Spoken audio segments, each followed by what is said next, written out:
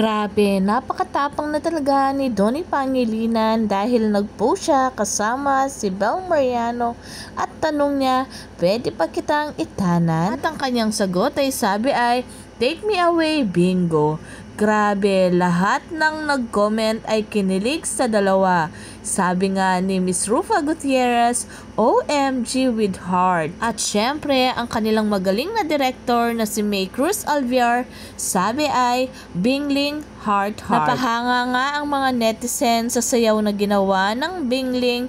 Sabi nga nila, tell me you trust your partner without telling me you trust your partner. Yung ginawa kang LC ng electric fan sa ere pero ikaw parang chill lang. At na-miss din ng mga netizen na laging magkasama si Ate Kia with Don Bell.